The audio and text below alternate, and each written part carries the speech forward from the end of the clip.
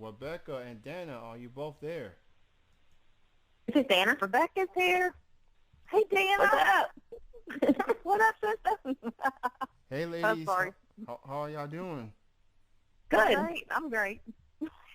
Well, I do want to take this time and thank you both for being here.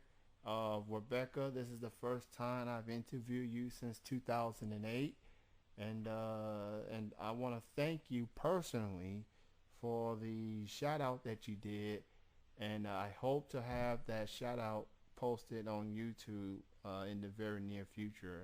As it's taken some time because of my work schedule, and I'm trying to get it posted as soon as possible. But I want to, before we go further with this interview, I want to thank you, Rebecca, for that shout out. Truly appreciate it. You are very welcome. You may want to put like little closed caption or something underneath it so people can understand what I'm saying due to my heavy Southern accent.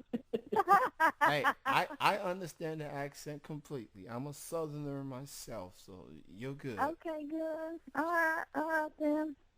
So obviously, you ladies are both are fitness models. Y'all both are figure competitors, and No, hold up now. Look at my body and look at Dana's. Dana got muscle. I'm working on it. I'm bikini. Dana's figure. okay, fair enough.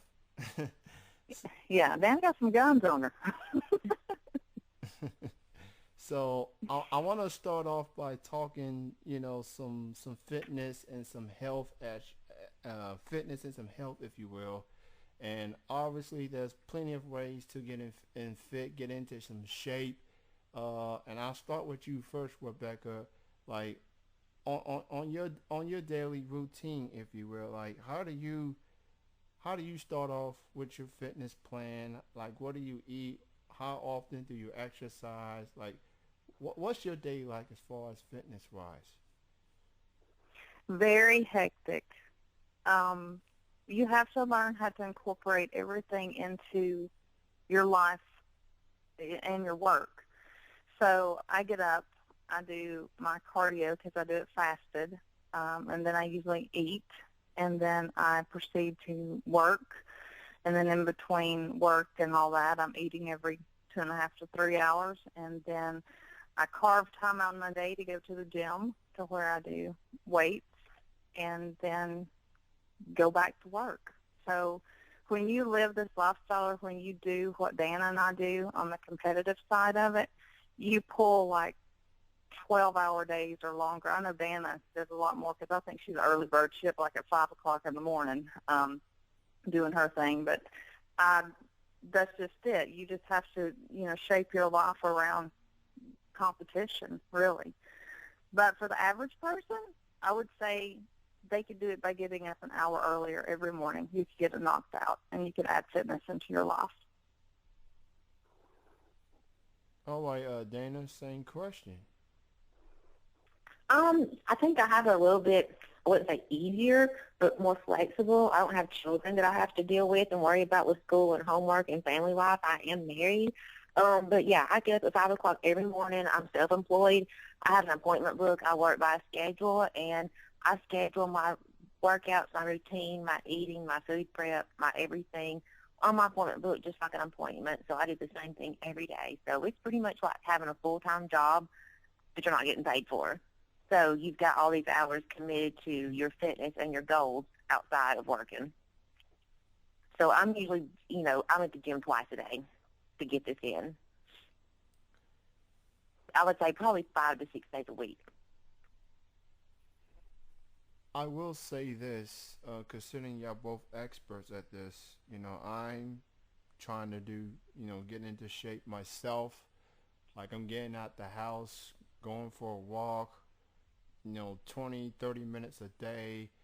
I'm limiting on the certain food that I eat.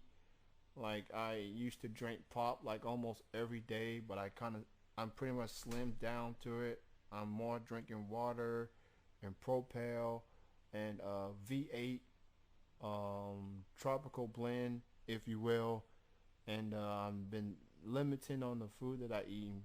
I mean, I just reached the 30 years old, and I'm trying to live a long, healthy life as I can. And you know, I'm new at this whole fitness thing, and I guess it just takes dedication um, to make it work, if you will. Yeah, Have it's a lifestyle change. You can't do it and reach your goals and then just say, okay, and then kind of get slack and go back. But what Rebecca and I are describing is to the extreme as a competitor to stand on stage. This isn't for everybody every day just trying to strive and be healthy and live longer. There's so many ways you can go about it without being to the levels that we're doing it. So being True. active 30 minutes a day, like what you're saying, is, I mean, that's awesome. Anything that you're doing above what you're used to doing, it's going to help and it's going to work. And I Yeah. don't think there's a right or wrong for anybody. If it's something that you like and you can stick to it, then that's what's for you. There is no right or wrong. Right. I was going to say kudos because you're making an effort. I mean, just Yeah. the fact that you know that, okay, A, you need to eliminate what you call pop, but we call everything Coca-Cola here in the South, even though it's Pepsi.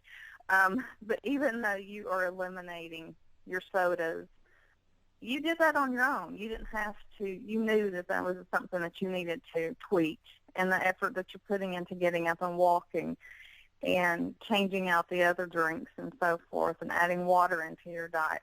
You're making the effort, so you're on the right track. You just need to stay motivated and stay on that path, and then slowly add more positive changes to your diet. If you eat out fried foods all the time, slowly decrease that to where now you're doing grilled foods from home. I mean, it's all a process, and it's about dedication and just sticking with it because you want that longevity of life, and you're doing the right thing by it. So kudos to you because you're doing a fabulous job of what you're already implementing in your daily life. You really are. I definitely appreciate the input, and you know, like I said, you know, I'm new to this, so you know, doing all I can, and I mean, some certain foods, if you will, like I'm, I guess what I'm saying, I'm giving up on it. I guess I'm not giving on it completely. I'm just not eating certain food every day. Just focus on. I'm even looking at the nutrition facts. You know how high the cholesterol is, how high the sodium is, and, and I guess the those are the two main things in my eyes: sodium and cholesterol. And I guess the lower the those two are, then I guess it's the better for me to eat or drink or whatever. And then it's a process for me. So I appreciate the comments, and I'll do what I gotta do to continue to succeed, if you will. Now you both competed with WBFF, um, and what I want to ask is that for those that may not be familiar with it, now I seen some WBFF work before. I seen the competition, but obviously people may not get a good understanding of what it is. So if you can explain how is it like competing with WBFF, and what do they basically judge you on? 'Cause it has to be more than just the muscles and the physique. At least that's at least what I'm assuming. So what is like with the whole process competing with WBFF? That's it's kind of that's why it's so different from the other federations. It's not a physique competition, and it's really not a federation. It's more of a brand. It's almost like if you want to think Victoria's Secret with muscle, that's totally their game. It's more fashion, beauty, more marketability, athletic. It's the whole package. It's having that fitness body, but yet being very marketable. And just Dan described it perfectly. It's like, Victoria's Secret with muscles, very fashion forward, but women and men who take care of their bodies. And it's a great, great brand to be a part of. Yeah, it's runway, it's model, it's being in shape year-round, it's living the lifestyle, it's setting examples by, what you do, what you're into. It's not just saying, okay, in 16 weeks I'm doing a show and then disappearing off the face of the earth or media or whatever. It's just something that you stand behind and have a passion for year round. And it's not It's a just about the lifestyle. passion for yourself. It's, giving back to others in the same aspect. A lot of their athletes are very much so into giving back. It's not just just solely about them. But yeah, it's definitely a brand that's going to be trademarked that you're going to be seeing more and more, I think, in the fitness and fashion industry, hands down. I mean, it's something that's attainable and marketable that you're going to see in magazines where girls can say, hey, I want to look like that, or, men, I want to look like that. It's your GQ, it's your fashion, hands down. Well, thank you for the exclamation, and I'll definitely will keep that in mind. And one of y'all just mentioned Victoria's Secret fitness. It actually does kind of look like that. Actually, Victoria's Secret, competition, if you will. Oh, yeah. So yeah, it's got a nice swing to it. So if you like seeing lovely women with muscles and just physique, if you will, WBFF, that's for you, and then some. Oh, absolutely. So, Oh, yes. so ladies, with the year winding down, we're down to the last few months of the year. Do you have any like up and coming appearances, up and coming projects that you both working on, whether it's together or individually? I am competing in November in Miami. It's a WBFF, of course. And I call Dana my peanut butter and I'm the jelly, so that's why you'll see on a lot of my Facebook posts or my Instagram. I always refer to her as a PB. But anyways, I'm hoping PB will be my sidekick in Miami. We're still working that plan out, but we live fairly close to each other, so we're constantly trying to, get in workouts, get in yoga, or do any type of outside modeling project together. So, but for me, upcoming is Miami, November. What about you, Dana? What you doing, girl? Yeah, I'm actually through for the year as far as stage presentation. They only have one show for me as far as the division that I compete in. It's every year in Vegas in August, unless they decide to add some new shows this upcoming year, which is a possibility because they are growing in the States and getting very strong overseas. But for right now, I'm through this year. Next year, I'm not real sure. It may be an off year for me. I've been competing 8 years straight now. So I'm kind of thinking body needs a break. But from my training and my daily regimen as far as what I do, that won't change, and that's just going to make me even better when I come back the following year. I'm looking forward into incorporating some different styles of training and different things to kind of bring a stronger package the following year. So if you all want to learn more from both ladies, you can follow Rabecca on Twitter at Rabecca Lee. You can check her out on Facebook. Dana is also on Facebook as well. You got Instagram or just Twitter, Dana? We do. I have Instagram, no Rebecca Twitter. Lee also. Yeah. Yeah, and I'm Dana Sloan, WBSF, on Instagram. Awesome. And I'm just plain Rebecca Lee, but Rebecca's with an A. Yeah.